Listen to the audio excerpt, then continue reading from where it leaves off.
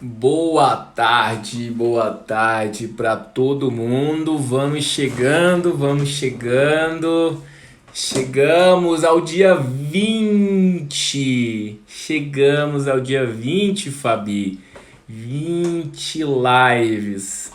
20 lives. 4 semanas falando sobre diversos assuntos sobre educação. Hoje é a nossa última live. A gente falou sobre coisa pra caramba. Espero que vocês tenham gostado, né? Eu não tô despedindo ainda não, ainda tem conteúdo por aí, vou falar sobre a nossa última live, mas só pra gente entender, né, essa jornada que a gente caminhou junto, né? Então, realmente foi desafiador demais pra mim, né? Ter que compartilhar conteúdos com vocês, né? Eu espero que tenha ajudado bastante. E assim, a gente falou sobre muita coisa, né? Foram 4 semanas falando sobre muita coisa. Cada semana, basicamente, uma temática diferente, né? Falando ali sobre os desafios do ensino à distância na primeira semana, a rota da programação e da robótica na segunda, a importância da criatividade, né? Como pilar, como uma das habilidades essenciais para os desafios do século XXI. E essa semana a gente falando sobre robótica, sobre como isso pode ser uma grande alavanca de transformação social. A gente teve professores que passaram por aqui, que tiraram coisas do zero e começaram a fazer iniciativas incríveis em sala. Teve professor montando startup com aluno, teve aluno chamando o professor para ser sócio. Então, assim, a gente teve uma jornada maravilhosa por aqui. E realmente foi muita informação compartilhada. E na quarta-feira, quando eu tava. Assim, eu não tenho todos os temas fechados, né? Geralmente eu vou vendo o desenrolar das lives e vou pensando, né? O que é interessante falar, o que não é. Vejo um pouco do que vocês falam comigo. E aí, a partir desse momento, eu tento direcionar algum conteúdo que faça mais sentido e tento mapear alguma coisa ali. E quando eu tava, acho que na quarta-feira, né, depois de da turbulência do dia ter passado ali tomando banho, né, que eu acho que é o momento em que a mente relaxa e ela se permite ser mais criativa, eu tava pensando, cara, acho que pra fechar, né, com chave de ouro, assim, acho que pra dar uma conclusão de tudo que a gente falou, acho que o mais interessante realmente seria falar sobre a Escola dos Sonhos, né? A gente tá falando de 20 lives da Nova Educação, né? E aonde a gente quer chegar, né? A gente tem que visualizar primeiro alguma coisa, né? A gente tem que ter a clareza, mesmo assim, mas Luan, não dá pra atingir exatamente esse ponto. Mas não importa, né? É importante a gente começar a ter esse foco, essa clareza para a gente saber para onde a gente está caminhando, né? Então é mais ou menos é o desafio que eu tentei fazer aqui, né? O desafio que eu tenho hoje de tentar mapearmos em conjunto, na verdade, né? O que significa essa escola dos sonhos? E assim, na verdade, antes de falar sobre sonhos, né? Até falar sobre realidades. Acho que ontem eu estava vendo um relato de um professor muito querido meu, que é o professor Gilberto. Ele é de uma cidade chamada Abaetetuba. É até curioso, assim, eu nunca tinha ido para o norte até 2018, né, para a região norte.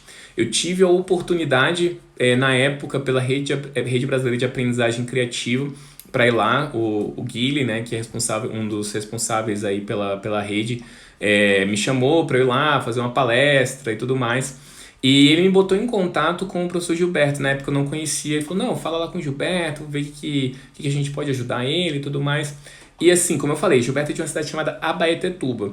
Ou seja, não é uma cidade grande nem nada, longe disso. É uma cidade que fica 2 horas de Belém, eu acho, né? Se você for... Dá pra ir de barco, dá pra ir de carro, né? As cidades do norte tem muito isso, né? Às vezes as pessoas andam mais de barco do que de carro. E assim, na apresentação do professor Gilberto, ele me passou um vídeo da história dele. Ele tem tipo um compilado de várias coisas. Basicamente o que ele faz é trabalhar com muita intensidade com projetos de iniciação científica. E aí ele foi contando assim, aí conta a história de um aluno e aí como eles começaram a fazer um projeto e aí depois apareceram até na televisão, aí depois conta o projeto de outro aluno e aí teve gente que viajou para o exterior e a Feira de Ciências dele de Abaetetuba também recebe gente de fora, gente da Colômbia, gente da Turquia e cada história que ia passando, às vezes eu pensava assim, esse cara deu sorte, porque às vezes pegou um aluno que é talentoso, logicamente, ele foi, fomentou aquilo ali, mas para ter um projeto, né, chegar ao nível de uma TV e tudo mais, acho que pode ter sido um pouco golpe de sorte. Não era, ele tem vários casos e cada dia mais ele vai trazendo um caso novo. Assim, um caso clássico dele, né, é de uma menina chamada Regiane Alves, ou Regiane Silva. Eu sempre falo Alves, que acho que é a atriz. Regiane Silva. E a Regiane, muitas das pessoas de Abaetetuba, muita gente no Pará em geral, mora em comunidades ribeirinhas, ou seja, ela mora na frente do rio, a casa é na beira do rio, né, meio que entrando no rio, e para essa menina ir para a sala de aula, para ir para a aula, por exemplo, né, ele um dia abordou essa menina, sei lá, acho que acho que estava numa feira comprando alguma coisa, e ele abordando, ele falou, você quer trabalhar em projeto de pesquisa e tal? E a menina topa, ela nem sabia o que que era. E essa menina, ela morava numa cidade ribeirinha e eu precisava para ir para a escola, ela tinha que pegar um barco, pro barco chegar até a estrada, né, demorava, sei lá, 1 hora e meia, até ela pegar o ônibus para demorar mais algumas horas. Então eu acordava, sei lá, 3h30, 4 da manhã para poder ir para a escola, né, pegando dois tipos diferentes de transporte. E essa menina começou a fazer um projeto chamado Matapi Ecológico, né? Lá eles trabalhavam com, tipo assim, é muito forte a pesca do camarão. E assim, basicamente, é uma coisa, isso é tão simples, é uma sacada tão simples, mas que eu acho que revoluciona a tal da escola dos sonhos. Olha só, ele estava simplesmente trabalhando na seguinte premissa: o que é pesquisa científica? Pesquisa científica é simplesmente você pensar num problema e e procurar uma solução, né? Pesquisar, fazer hipóteses, analisar e achar uma solução. E essa menina, o problema que ela viu era a pesca do camarão, porque pescava os camarões pequenos e grandes, e pescar o camarão pequeno é ruim para a sustentabilidade, é ruim também para os pescadores. E aí lá eles têm uma armadilha chamada Matapi, né? E esse Matapi é basicamente o que ela foi testando e fazendo. Ela percebeu que se ela aumentasse o buraquinho desse Matapi, os camarões pequenos iam embora e os camarões grandes ficavam, né? Poxa, um projeto simples, né? Na verdade, como qualquer solução que muda o mundo, uma solução super simples. E essa menina, ela era de Abaetetuba, o sonho dela era ir para Belém. Tipo assim, quero visitar Belém. Tipo, era a maior referência de cidade grande que essa menina tinha. E ela participou da Feira de Ciências, ganhou, foi para Belém. E aí conseguiu um outro prêmio e ela foi para Barcelona e apresentou o trabalho dela. E acho que um dos pontos altos dessa história é que ela entrou para um projeto que vários projetos estavam sendo analisados de alunos. E ela foi parar no Caldeirão do Hulk. E apresentando o projeto dela, acho que ela até ganhou um dos prêmios, né, que era em torno de 20 mil reais.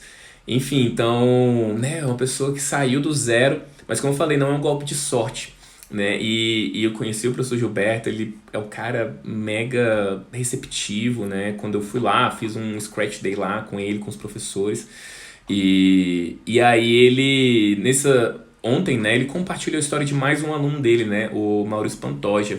E assim, tô aqui com a colinha pra não perder nada, né? Porque são muitas coisas incríveis, né? Então, com essa história da Regiane, né, que ele conta, e o Gilberto ele faz muitas palestras, né, ao redor em tudo quanto lugar que ele vai. Ele veio aqui em Brasília, fez um monte de palestras, lugares que ele vai, falando exatamente sobre esse incentivar, né, a questão científica.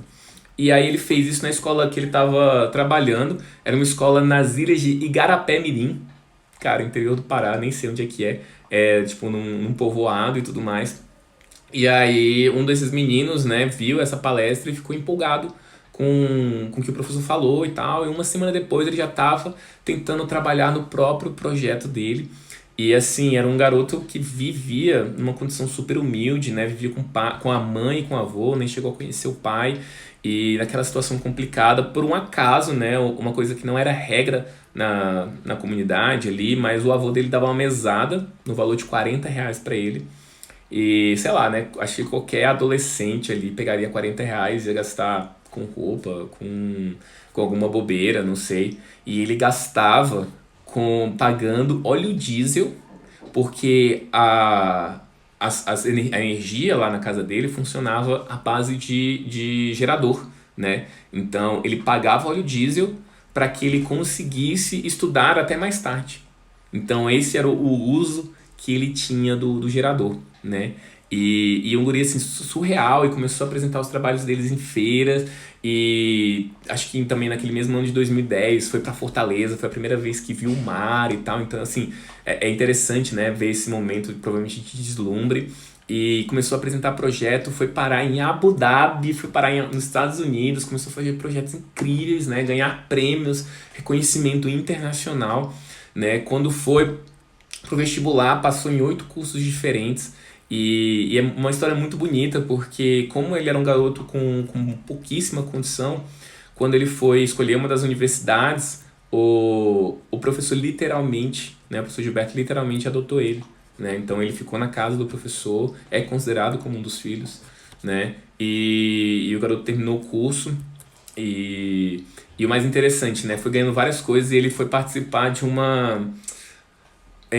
uma startup e ele participou de um programa do Instituto Claro, né? E ele tinha uma startup chamada FarmGo.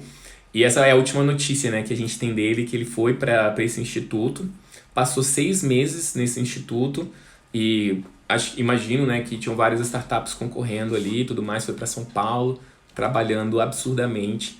E esse garoto ganhou lá o projeto e hoje vai para o Vale do Silício.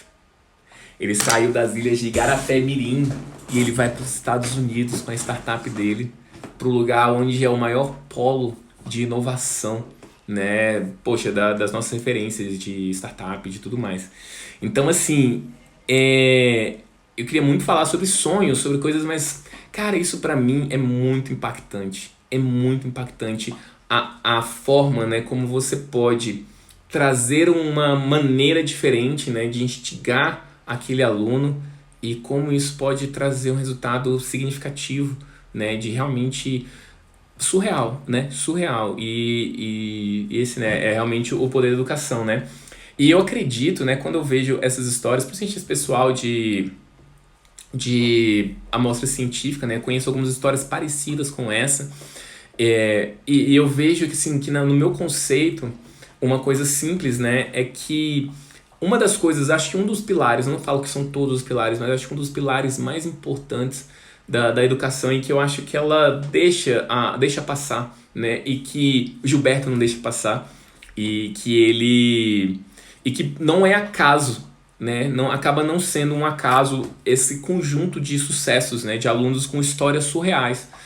E basicamente, na ideia, a primeira das grandes ideias é como instigar aqueles alunos a resolver problemas, né? Então a gente fica tão preso a essa questão conteudista, né? Fica tão preso a, não, a gente tem que seguir esse rito. E tem muita gente, né? Principalmente esse pessoal das feiras científicas, eles são muito fortes em pensar nessa situação de resolver problemas e você vê coisas incríveis, né? Você vê jovens de 12, 13, 15 anos resolvendo problemas reais, resolvendo problemas do dia a dia que às vezes uma empresa, uma consultoria não estaria resolvendo. Então olha só, como se a gente pode, não dá para falar assim, ah não, mas as crianças não têm condição, né? Eu lembro quando eu comecei nesse processo de entender sobre o universo maker, de robótica, poxa, eu tinha acabado de me formar, e a sensação de verdade que eu tive quando me formei em engenharia mecatrônica na Universidade de Brasília, considerada uma das melhores universidades do país, era que eu não sabia nada, e eu realmente não sabia nada, não sabia como desenvolver. Sabia fazer lá as integrais duplas, integrais triplas, transformada de Fourier, mas resolver um problema real não sabia, né? E isso é uma das coisas que a gente instiga, e olha tanto de coisa que é possível colher nesse processo. E assim, ao longo dessas lives eu falei muito, né, sobre os 4 P's da aprendizagem criativa, e eu acho que não dá para deixar de falar, quando a gente pensa em Escola dos Sonhos, pensar em algum dos 4 P's, mas tem um P que para mim se destaca muito, que é a paixão, né? E quando a gente fala em paixão, a gente precisa, vamos dizer assim, tomar um certo cuidado, né? Porque acho que existe cada vez mais uma romantização disso, né? Das pessoas acharem assim, paixão é fazer o que quer, né? Faça aquilo que gosta e não estará trabalhando nenhum dia da vida. E não é. Não é que isso não seja verdade, isso é verdade. Mas a gente tem que entender que em qualquer caminho que você escolha na sua vida, você vai fazer coisas que você não gostaria. Ponto. Isso vale para o professor e vale para o aluno. Necessariamente. Toda vez que você escolher um caminho, você vai fazer coisas que você não gostaria. Mas, o que diferencia, né, a situação da paixão ou não? Se você foca em alguma atividade, alguma coisa que seja do seu interesse, você vai persistir por mais tempo. Então, vou dar o meu exemplo aqui. Eu gosto muito de compartilhar ideias. Eu gosto muito de dar aulas, né, de impactar tanto os meus alunos como também professores, né, já que eu treino professores. Cada professor que eu vejo que faz uma coisa diferente é incrível. Então, eu tenho paixão por isso e várias vezes, quando os meus planos não dão muito certo, eu percebo que esse é o meu pilar e eu consigo seguir em frente. Mas nem tudo é redondinho, né? Poxa, eu venho aqui, faço a 20 lives, mas essas lives não saíram facilmente, né? Entre os outros trabalhos que eu tenho que fazer. Então tem várias coisas que passam, momentos de insegurança, momentos em que as coisas não fluem bem, momentos em que você tem que lidar com coisas que você não queria lidar. Mas quando você tem essa paixão, você consegue conectar por mais tempo. Eu tava vendo um vídeo hoje de um cara que ele é nômade digital, né? E o programa que ele tava passando, né, chamava Aposentado aos 28 anos. E assim, foi muito curioso, logo no começo do vídeo ele falou assim, eu invisto nisso, invisto naquilo, e aí o dinheiro que eu ganho, eu não preciso mais trabalhar na vida. Mas eu trabalho hoje 12 horas por dia.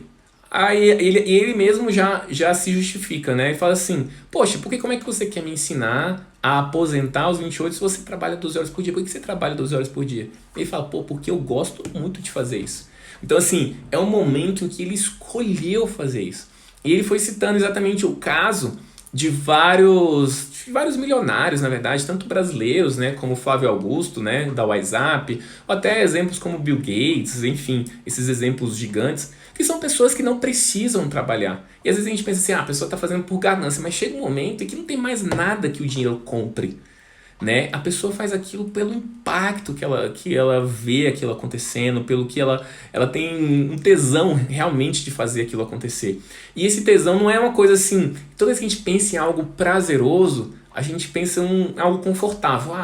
O que é bom é o que? Eu estar na praia, tomando uma água de coco, né? Estando tranquilo, relaxado, ou em casa, vendo um Netflix. Mas não, né? Esses processos que às vezes desafiam a gente que são prazerosos, né? Mesmo que haja um estresse, né? Mas esse estresse gera crescimento. É o mesmo processo de um esportista. Às vezes a gente fala assim, nossa, o cara ganha milhões para jogar bola e tal, mas é um processo intenso. Vai ver um processo de alguém que vai participar de uma Olimpíada ou que vai participar de uma Copa do Mundo. Né? A pessoa tem que fazer várias abdicações, o próprio corpo é levado a um estresse que é muito acima. E então assim, mas ela faz por tudo, né? Pela adrenalina do momento, pela competitividade, pelo se superar. Então, é o hard fun, né? Eu comentei do hard fun também, né? Uma expressão que muitas vezes que o Seymour Papert do MIT usava, né? Que era muito relacionado à questão de nem tudo que é divertido precisa ser calminho, soft, né? Não precisa ser molezinho, não precisa ser mamãozinho. Muito pelo contrário. Qualquer jogo que a gente estiver jogando, para ser divertido, ele tem que ser desafiador, né? Ele não pode ser difícil demais, né? Não pode ser impossível, senão a gente fica ansioso, mas também não pode ser fácil demais, senão a gente fica entediado, né? Levar aquele estado que é o que a gente chama de estado de flow, né? Um estado em que a gente está realmente imerso e desempenhando nossa mais alta performance. Eu acho que o objetivo da escola seria esse, né? O nosso objetivo como professor seria atingir esse estado de flow dos nossos alunos, né? Esse estado vamos dizer assim, a nossa responsabilidade talvez como comunidade é instigar a melhor versão de cada pessoa.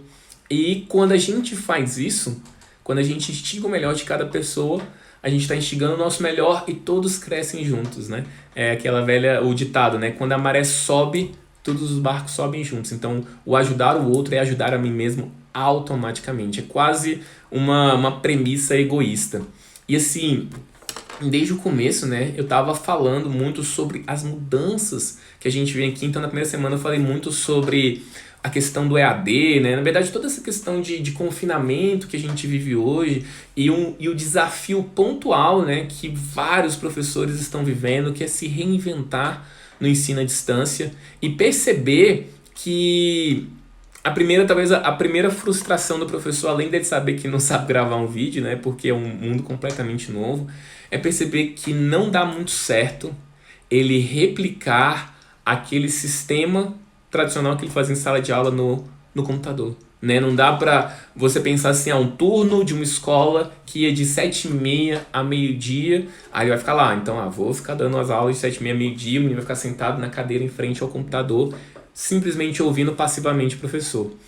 Antigamente, né, e quando eu falo antigamente não é muito antigamente, é fevereiro, a pessoa precisava, como é assim dizer, para matar a aula, o aluno precisava fazer toda uma arquitetura, enganar o bedel e se esconder ali, pular o muro da escola.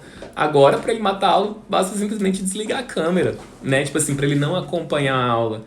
E aí todo aquele sistema, né, vamos dizer assim, de coerção, né, a gente funcionou nesse sistema de coerção. Ou seja, se você não fizer aquilo, você vai receber uma punição, né? E eu acho que hoje a gente está na era do encantamento, né? Quando a gente fala, né, das mudanças exponenciais, nas mudanças exponenciais que a gente está vivendo, quando a gente percebe toda essa questão das máquinas, né, as máquinas substituindo os homens e tudo mais, eu vejo isso, como já falei antes também, já falei essa semana, falei nas outras semanas também, isso é uma oportunidade, né? Existe esse problema, né? As pessoas, poxa, a escola tem que mudar, tem que ser diferente, mas é uma oportunidade, porque quando a gente falava que as pessoas precisavam seguir as suas paixões, parecia algo romântico, né? Assim, romântico, pô, aqui é vida real, meu amigo, aqui você tem que fazer o que paga as contas e tudo mais, só que as atividades que são morosas, repetitivas, a máquina já faz. E provavelmente o seu jeito de diferenciar para você pagar suas contas, para viver a vida real, é viver a sua paixão. Já era antes, mas hoje está sendo matador. Né? Quando a gente eu estava falando do EAD, acabei me perdendo. Eu fiquei alucinando, né? Nem sei se as coisas vão ser assim no pós-Covid, eu acho que não tão cedo. Mas eu fiquei pensando assim, as formas que a gente tem de se reinventar perante essa situação, né? Já que eu não posso ficar de 7 a meio-dia jogando conteúdo para os alunos, será que eu consigo trazer esse conteúdo de uma forma mais enxuta e mais direta ao ponto? Né? E o aluno conseguir aproveitar os seus tempos de uma outra maneira, né? Criando seus próprios projetos, resolvendo várias outras situações, tendo o professor ali mais como um ponto de apoio, né, que possa direcionar ele para cada momento. Então, ontem eu falei da Escola da Ponte, né? Muitas coisas da Escola da Ponte funcionam dessa forma. O aluno escolhe o que vai fazer, mas o professor está direcionando ele. Se ele estiver sozinho, altamente provável que ele vai ficar voando. E sem direcionamento a gente não vai. E sim, a gente precisa de um professor para isso. Uma vez eu dei uma palestra em um evento no ano passado, e aí depois que eu terminei a palestra e tudo mais, veio uma pessoa que também estava palestrando, veio conversar comigo, gostou muito da palestra e tudo mais. E ele foi falando sobre como ele aprendeu as coisas, mas também como a filha dele está aprendendo. Então a filha dele também está, acho que na Califórnia, está nos Estados Unidos, e a universidade dela não tem professores, né? Basicamente o direcionamento do que eles não têm material didático e não tem professores assim físicos, ela não tem que ir fisicamente para um lugar. E basicamente ela tem que cumprir várias metas, assim, você agora tem que fazer tal coisa de programação, é bem tecnológico, né? É na área de tecnologia. E assim, o que ele percebeu que a filha dele, ao aprender isso, ele também é da área de tecnologia, que ela aprendeu as coisas muito rápido, né? Então a forma como foi direcionado foi completamente diferente. Então assim, se a gente pensa, vou até, antes de entrar no próximo tópico, deixa eu responder o LFM aí, que eu nem vou saber o nome. Você acredita que os kits possam ajudar os alunos a criar seu projeto? Depende do kit, né? O kit, de preferência sejam kits que não sejam engessados, né? Que sejam kits mais abertos. Vou te dar um exemplo simples. Lego. Existem dois tipos de Legos. Quando eu era mais novo, eu lembro que meu primo tinha uma caixa de Lego gigante, onde você tinha várias peças de Lego. Não era um Lego especial, não era o Lego do Harry Potter, não era o Lego do Star Wars, era o Lego. E que aquele Lego você podia fazer o que sua cabeça imaginasse. E hoje o Lego ele tá numa pegada mais fechada. Você tem um Lego temático e tal. E assim, é legal, é bacana, você faz umas coisas muito loucas, bonitas, que talvez você não faria só com aqueles blocos aleatórios. Mas ele não estimula a criatividade. Então, existem vários kits legais, mas o critério que você talvez usaria seria esse, né? Será que esse kit só me dá respostas fechadas ou ele me dá respostas mais abertas? Eu acho que seria a melhor maneira da gente pensar nesse ponto. Então, assim, continuando, né? Sobre essas novas oportunidades, inclusive kits, né, que a gente pode fazer, vai se ressignificando todo o processo do que é ser professor, né? E eu acho que tudo isso muda quando no livro do Lifelong Kindergarten, quando a gente fala de aprendizagem criativa, o professor Mitchell vai relatar vários tipos de professores. E de preferência, né, um professor que, tipo assim, tá bom, você fala assim, então tá, não posso ser conteudista, a gente já falou várias vezes que não dá certo, mas tá, e aí, como é que eu faço? Porque se você deixar os alunos livres lá fazendo muito, tipo assim, sozinhos e deixar Deus dará, eles também não vão fazer, né? E aí você tem várias metodologias, né? Você focar basicamente em perguntas, né? O que você quer fazer? Como é que você acha que vai chegar no próximo ponto? Você pode até dar respostas, você pode até dar dicas, mas sempre focar nessa ideia de oferecer mais perguntas do que respostas, né? Lembrar que isso eu acho que vários professores já sabem, mas que às vezes você vai ser mais um mentor emocional do que um mentor técnico, né? De às vezes você tem... Quantas vezes, já vi várias histórias de alunos super talentosos no sentido, vamos dizer assim, cognitivo, mas que não sabem lidar com as emoções deles. Poxa, um exemplo simples, e nem vou dizer como um grande exemplo, né? Mas na quarta-feira mesmo, o próprio Vitor, né? Aluno de robóticas, poxa, super destaque, ele falava, por exemplo, que tirava boas notas, mas ele tinha problemas que ele era muito individualista, que é um problema que ele até hoje tá tentando se desafiar. Mas à medida que o professor dele foi cutucando, né, que ele percebeu que tinha que trabalhar em conjunto para as coisas acontecerem, ele foi mudando. É isso, né? O nosso papel como professor não é passar conteúdo, é transformar o aluno, né? Acaba que esse é o grande processo. E até mesmo o conector, né? A gente se fala assim, como cada vez mais, né, o nosso conhecimento, né, o conhecimento é tão vasto, tem tantas coisas, tantas novas informações, que a gente fica afogado. Vamos supor, eu mesmo trabalho na área mais de robótica. Eu sou bastante focado no Arduino. Isso, se eu pegar só o Arduino, eu sei 10% do Arduino. Que eu não explorei ainda nada, que tem muitas possibilidades no Arduino. E aí cada vez mais surgem várias ferramentas, pegando só a ferramenta de educação mesmo, Scratch, MIT App Inventor, Microbit. Cada vez surge uma ferramenta nova, cada vez a pessoa fala de uma ferramenta nova. E às vezes as pessoas até me pedem curso. Não, mãe, dá curso disso, daquilo. Cara, não tem tempo de eu me aprofundar e dar um curso que seja interessante para essa pessoa. E um dos pontos que a gente precisa entender é que a gente não precisa saber tudo. E aí vem um novo papel do professor, que é o professor conector, né? Ele não precisa saber tudo, mas é aquela velha história. Você não precisa saber tudo, mas você precisa saber quem sabe. Então, a sua capacidade de conectar alunos, né? Se você percebe que um aluno sabe mais sobre edição de vídeo ou sobre programação e tudo mais, e aquele outro está tentando fazer um trabalho artístico, tenta conectar esses alunos. Se possível, tentem conectar alunos a nível online, né? Poxa, o Scratch, por exemplo, trabalha muito forte com a comunidade online. Então, às vezes, uma pessoa que está aqui no Brasil está conversando com uma pessoa na Polônia, né? E elas estão tentando fazer um projeto juntos. A internet até trouxe esse poder, né? E acho que aí chega mais um ponto, né, de nova escola, que por mais que a gente insista em paredes, né? Às vezes fala assim, essa é a parede, é a sala de aula, esses muros demandam a sala de aula, né? Eles eles delimitam a sala de aula, a internet é a prova cabal de que não é isso, né? Que realmente você não tem limites, que você pode se juntar com várias pessoas, você pode se conectar com várias pessoas.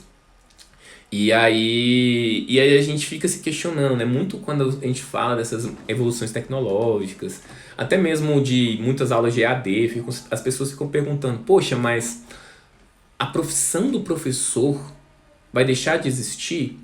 Né? Essa profissão de, o cara... E existe às vezes um receio, e eu vou dizer que é altamente improvável, mas o que é improvável, mas a gente também tem que estar atento que talvez o professor, como a gente conhece hoje, talvez esse professor deixe de existir. Porque se eu penso em conhecimento, puramente na aquisição de conhecimento, eu quero aprender matemática, eu posso aprender com o professor da minha escola, não tenho para onde correr, tenho que aprender com o professor da minha escola. Mas quanto mais informação tem, talvez você vai aumentando a chance de você ter aulas de matemática com o melhor professor do Brasil, quiçá com o melhor professor do mundo.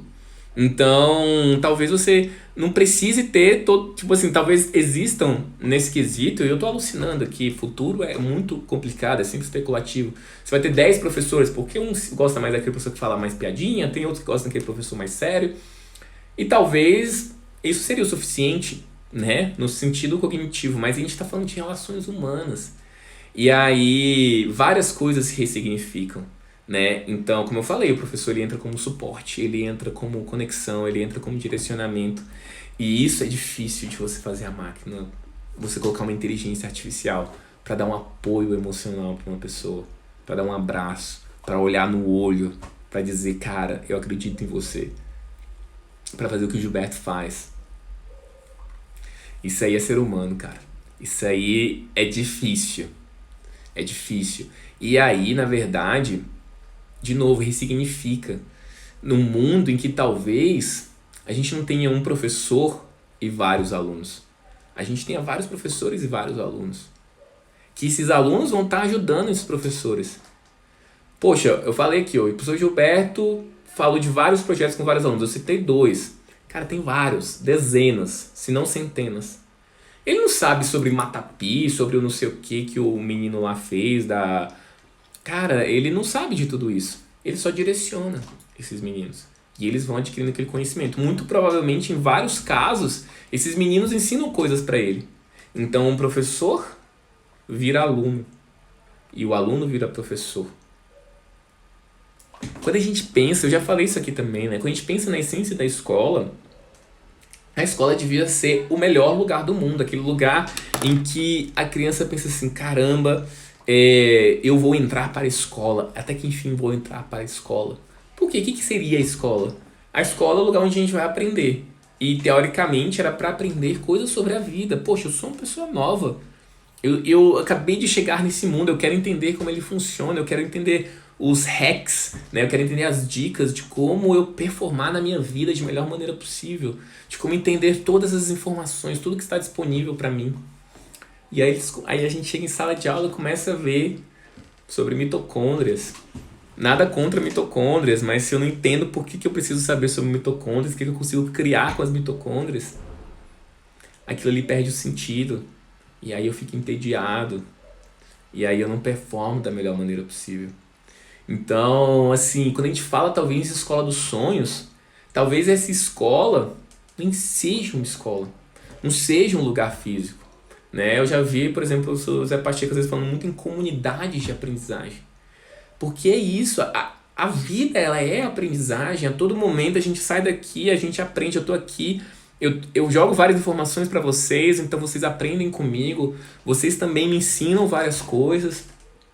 E aí eu saio na rua, aprendo outra coisa, alguém me ensina uma coisa, eu ensino uma coisa para outra pessoa. E é essa teia. Não tem férias. Não tem férias. Ah não, em janeiro tô bloqueado. Em janeiro eu não aprendo. Só vou aprender em fevereiro. Tô de férias.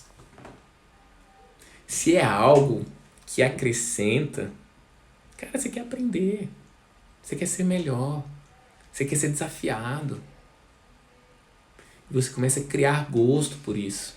E seus alunos começam a criar gostos por isso. E você não sabe mais quem é aluno, quem é professor. Talvez a escola dos sonhos nem seja uma escola. E aí, o sonho, talvez, é quando toca o despertador, a gente não fica pensando, ai, mais um dia, bora lá. Não, é ser tipo assim, não vou dizer assim, porque isso seria muito utópico, né? Ah, que legal, mais um dia. Mas, tipo assim, você acordar bem e você começar a pensar sobre o seu dia, você fala, cara, hoje vai acontecer um monte de coisa legal, né? E você vai para um ambiente onde várias coisas vão acontecer que às vezes você não sabe que vai acontecer, mas que você vai ter oportunidades de experienciar coisas novas, de estar instigando crianças novas, de você olhar para o lado, ver parceiros que realmente, né, querem agregar, da gente conseguir entender o real valor de diversidade, né? Porque muito se fala em diversidade, a importância da diversidade, e eu acho que as pessoas esquecem um valor, vamos dizer assim, essencial dessa questão de diversidade. Diversidade, quanto mais pessoas diferentes eu estou convivendo, teoricamente tem que ser melhor. Porque é um aumento de repertório, são mais pessoas que estão vendo coisas que eu não estou vendo, né? Então, pessoas que são diferentes, quanto se eu convivo com pessoas que são diferentes de mim, eu percebo que é uma oportunidade para eu crescer. E isso é o valor da diversidade. O resto é balela, o resto é groselinha, né? E então, assim, eu consigo respeitar aquele colega que pensa diferente de mim, né? Eu consigo respeitar aquele aluno que age de uma forma que não é a forma como eu agiria, e tá tudo bem. Tá tudo bem, né? E eu vejo aquilo como oportunidade de aprendizado, e ele vê aquilo como oportunidade de aprendizado para ele. E diversidade é criatividade, né? Criatividade estava muito ligado, né? Eu gosto muito do conceito do Murilo Gun, da combinatividade, né? Não é uma coisa que surge do nada, eu feito eureka, nada disso. Repertório, né? Você juntando várias coisas que já existem e criar algo novo. Como é que você consegue? Se quanto mais coisas diferentes você vê, né? Quanto mais repertório você tem, mais você consegue fazer algo diferente.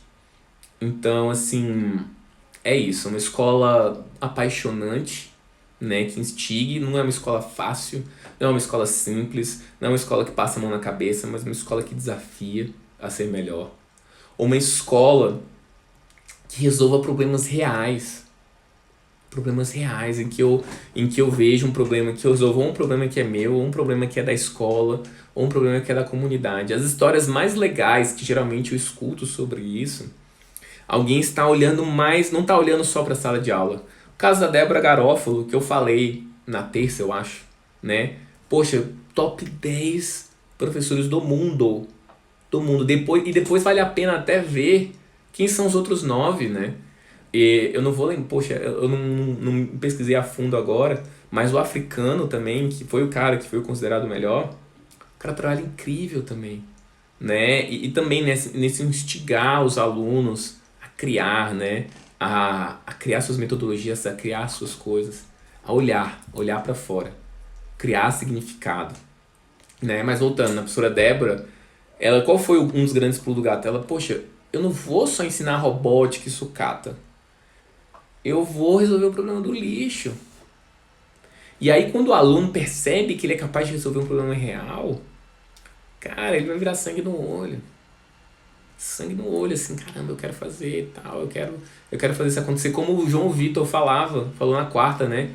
E eu ia na escola, eu ia lá no núcleo lá de robótica todos os dias. Eu só podia ir um dia, mas eu ia todos. Passava lá a perna, jogava uma conversinha lá no professor dele e ficava lá. A escola entrou de greve, ele ia pra escola.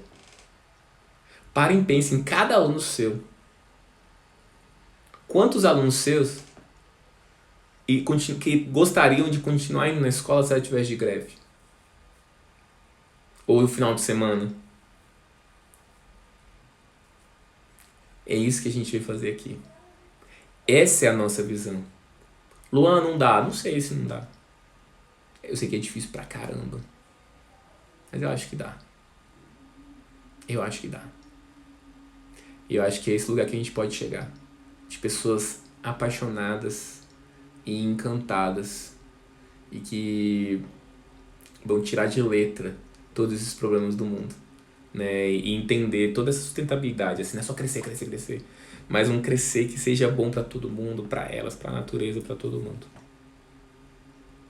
É esse mundo que a gente quer chegar. Pessoal, 20ª live. 4 semanas, segunda, sexta, 5 da tarde, falando diariamente com vocês. Muita coisa mudou nessa jornada. Não tinha quadro, não tinha cabelo preso e não tinha várias pessoas aqui, mas a gente chegou ao fim dessa etapa de 40 lives, né, que foi, pô, maravilhoso. Aprendi um monte, né? Foi muito legal estar compartilhando. Tem vários rostinhos aqui que eu vejo. Alguns são mais variáveis, vão e voltam. E aí, e várias pessoas são bem fixas aí, né? Fabi, presença garantida aqui nos comentários. Então, muito legal ver cada um de vocês aqui. Bom, pessoal, o que acontece da agora pra frente? O que acontece agora? O que vai acontecer é o seguinte. Primeira coisa, as lives, a gente não vai ter lives sequenciais até às 5 da tarde e tal. Isso aí vai parar por um tempo.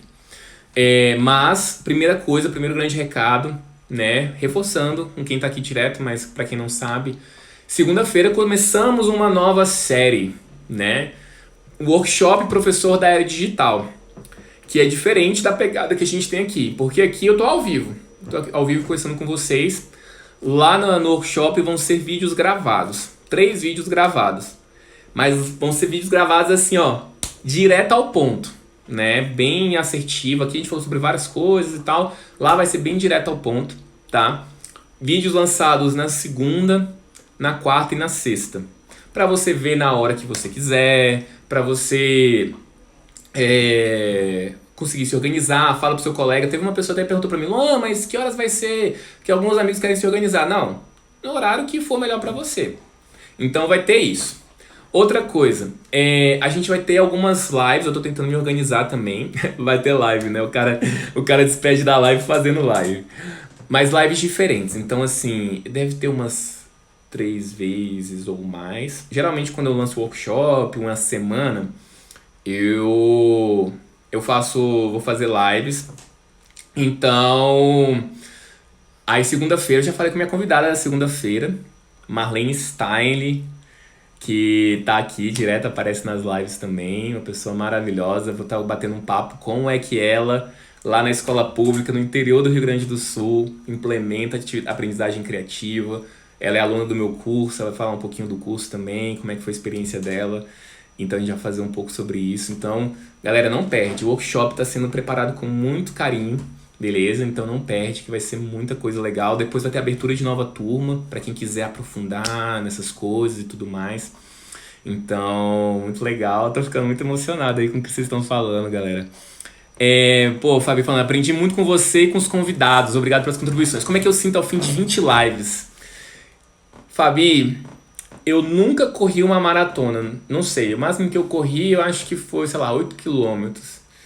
E assim, é muito doido. Eu fazia, ano passado eu comecei com essa história de live, né? Então eu fazia uma live toda sexta-feira, a live de sexta, né? Quem já me segue há algum tempo talvez lembre da live de sexta. Então tinha as lives de sexta, meio-dia e meia e tal. E era um desafio, assim, caramba, eu tenho que preparar live de sexta e tal. E aí, desde janeiro, eu tava tentando fazer 2 lives. Na verdade, às vezes era uma live e um conteúdo que ia pro YouTube, que é o tutorial de Arduino e tal. Eu tava tentando fazer 2 lives. E eu me senti... E assim, era desafiador. Tava gravando as aulas do curso também e tudo mais. E aí, eu fui desafiado a fazer essas 20 lives. Eu falei, cara, 20 lives não dá. Acho que 20 lives era o que eu tinha feito a minha vida inteira. E assim, eu falei, cara, eu não tenho assunto pra falar 20 lives. Não tenho assunto. E assim, a gente é aquela coisa, né? Você espreme e as coisas vão vindo e tal. E a galera vai dando dica e vocês vão dando feedback. A gente vai se esforçando e a gente vê que dá. Então, assim, acho que a sensação é de realização, né? De realmente até algumas coisas ficam mais claras pra mim, né? Então, e é isso é muito legal, né? O vínculo que a gente vai criando com alguns aqui, né? É bem bacana. Vai ter live, gente, não vai ter. Assim, o que que não vai ter? Não vai ter 100 lives da Nova Educação. Não vai ter isso agora, né? Eu vou focar no workshop, vou focar na nova turma, vou focar nas outras turmas que ainda estão rolando, né? Tem muito trabalho acontecendo. Então, nesse ponto, eu vou botar um pé no freio com relação a essas lives. Devo voltar com lives esporádicas, pelo menos 2, 3 vezes por semana. E talvez faz aí 20 lives, 30 lives, não sei. Então obrigado Fabi, obrigado Jefferson, também tava aí, obrigado por estar aqui, né, por estar escutando. Não faz sentido, gente, vocês não têm noção. Quando a gente faz live, é muito dolorido porque a gente tá meio falando sozinho, né? Então eu tô aqui falando sozinho, eu tô presumindo que vocês estão ouvindo. Eu vejo um númerozinho ali em cima, que tem gente, vez ou outra vocês comentam. Então quando tem pouca gente, é mais desafiador, assim. Então com certeza é muito legal cada pessoa que aparece e compartilha. Mesmo que às vezes eu não respondo os comentários de vocês, às vezes eu olho ali de relance e já ajuda. Então, obrigado Soraya pela presença aí. Que bom que eu deu muito aprendizado para vocês. Então, eu vou pedir um último favor. Lá na última live, ou no último post, tem o post roxo da live final. Coloca não só talvez o seu maior aprendizado, mas não, ou nessa live, né? Mas coloca, sei lá, o que mais te marcou nessa jornada toda, né? Quem acompanhou, talvez não acompanhou as 20. Coloca lá que eu quero saber um pouco de vocês. Por favor, se vocês puderem dar um presentinho pra mim, vai ser muito gratificante, né? Foram 20 lives, fala o que você mais destacou, o que você mais gostou, né? E até como eu falei, né? Isso me ajuda a direcionar meu conteúdo. Gente, vou ficando por aqui. Um forte abraço. Se inscreve lá no workshop, o link tá lá na bio. Vai ter lives também na semana que vem com relação ao workshop. Vou estar sempre com algum ex-aluno. E um grande abraço, excelente sexta, excelente final de semana. E a gente vai se encontrando por aqui no Instagram. Grande abraço para todo mundo.